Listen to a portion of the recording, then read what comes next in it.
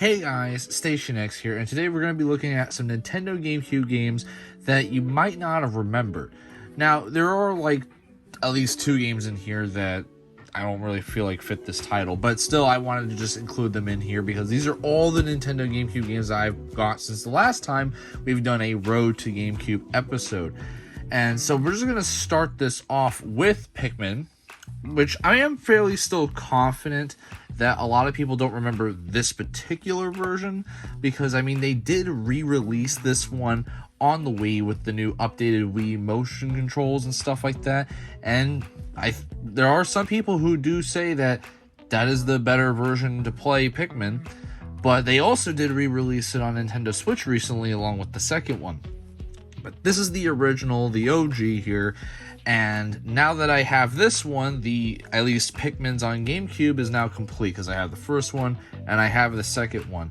So that's pretty cool here. Here we have Need for Speed Most Wanted, and this is part of those third-party Nintendo Switch games that, you know, they got a couple of games in those series for GameCube, but most likely you heard this on other platforms like the PS2 or even original Xbox, because when it comes to third-party Nintendo's GameCube support, they did not put too many titles on here. Famous series that would get like a GameCube version would maybe just stop at that first one, maybe put a second one out. I know there are at least two Need for Speed games on the GameCube, because I have Need for Speed Carbon, and this would be the second one. There's too many titles I could count for that are third party that they only did one or maybe two games in that series, and then the rest of the series never made it to the Nintendo GameCube. Here we have Sonic Gems Collection. This one, honestly, like personally, I really did not know this thing existed on GameCube, just because of the fact that when I think of Sonic compilations on GameCube, I think of the Sonic Mega Collection. That's probably the more famous one. This one has all like the hidden gem stuff, I guess you could say, because that first one I mentioned has the main suspects, the first three Sonic games, even with the Knuckles versions and all the other ones that you come to know and love. But these ones are the more unpopular ones, I guess you could say. I mean, I do believe there's some overlap here because they have Sonic CD. I think it says it also has Sonic the Hedgehog 2 is on here. But you got like Tails Adventures, which isn't really talked about too much. Sonic R, which is kind of bad if I'm gonna be honest. But yeah, some hidden gems here for sure. This one's a bit of a hit or miss with some of these. Next up we have the other title that I feel like most people will at least heard of, but maybe not heard of the GameCube one. Mario Golf Toadstool Tour. Now, I will say that the GameCube Mario sports games are probably the best ones in the entire series, just because these things had some love and dedication to them, and with full cinematic cutscenes, just like how the Super Smash Bros. Had. I feel like GameCube also did have probably the most Mario sports games out of any other Nintendo system, just because it had like the main four: golf, tennis, baseball even, which doesn't really get much attention nowadays, and the first Mario Strikers game. So that was the big four. And if I remember correctly, there were some other sports titles I just can't think of off the top of my head. But yeah, like GameCube was really hitting it out of the park with that stuff. And of course, I mean, like some of it got re-released on Wii, some of it just got new series or kind of stayed dormant, like the baseball one. But this one was pretty cool too, and I finally have it in my collection. Next up we have Conflict Desert Storm. I just kind of got this one because I was going through a phase where I wanted to get a bunch of like military games, and of course military games on Nintendo systems are kind of a rarity, because mainly Nintendo focuses on more like E for everyone type games where the whole family can play. And while this is rated T for teen, you know, typically you don't see these kinds of things, but this is like more of a strategy game, and I just think it looks cool. The next one on our list is Power Rangers Dino Thunder. Now, I actually didn't even know that the GameCube version existed, because I always saw this thing on PS2 specifically. I don't even know if it's on original Xbox. It probably is.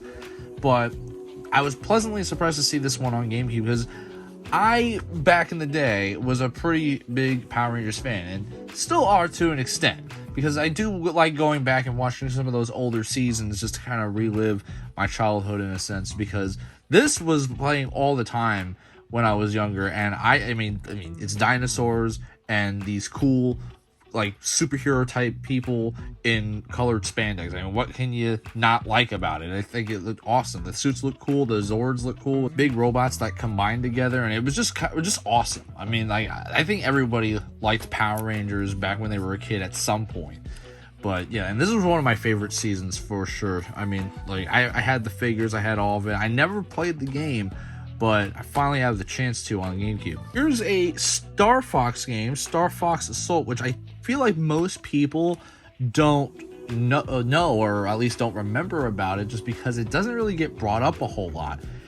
Star Fox on GameCube was kind of going through some growing pains in a sense, because I feel like after Star Fox 64, they just didn't know where to take Star Fox, because there's really only one thing Star Fox is good at, and it's just kind of replicating that formula for Super Nintendo and N64. I mean, like, Super Nintendo kind of had like the 2D version of it in a sense. I know it was sort of 3D, but that was like the kind of pushing the Super Nintendo's limits. And then you had the N64 one, which is just kind of like a fully realized 3D version. And I feel like we could have had an even cooler looking one on GameCube, but this one was pretty good too. Because these don't play super like a traditional Star Fox game, because there was another Star Fox game on here. This is one of the ones that just kind of, they try to branch out what they could do with Star Fox, and I mean, I think it's an okay game. And next up, we have the Medal of Honor series here. We have Medal of Honor Frontline and Medal of Honor Rising Sun. Now, I don't know if the other, like, I think there are at least 2 to 3 more Medal of Honor games that I know came out, but I'm not sure if they're on GameCube. I know these are the only 2. And what's funny about specifically this one, I'm pretty sure it was this one, that I actually had this game loose that came with my GameCube when I first bought it. Someone had this game shipped with my GameCube, and I was able to use it as like a way to test if the GameCube worked. But I didn't keep it at the time just because it didn't have the case and everything. But now I finally got this back, and the Medal of Honor series has always been pretty cool to me, but I will admit I'm not a super fan of it, just because of the fact that I do like a bit Call of Duty more myself.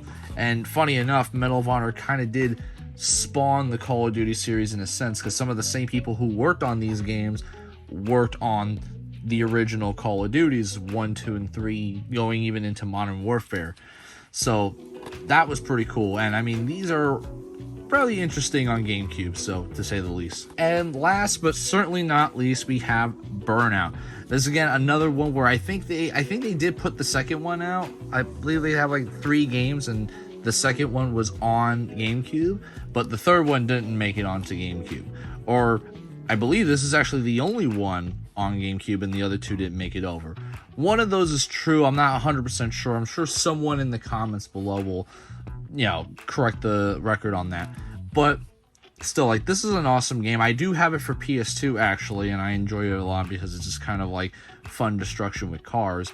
But the GameCube one is also pretty cool too, just because I really like GameCube. I think it's a fantastic system, and quite frankly, it's ranked in my top 5 for like best video game systems to own.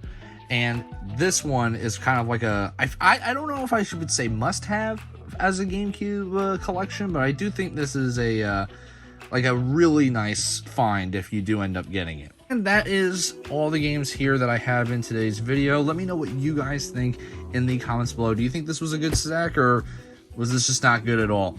Let me know what you guys think in the comments below. And also, if you do like my content and want to support me even more, a like and subscribe is always appreciated, and it does help out the channel. I've been Station X, and I hope you guys have a wonderful day. Baby, you can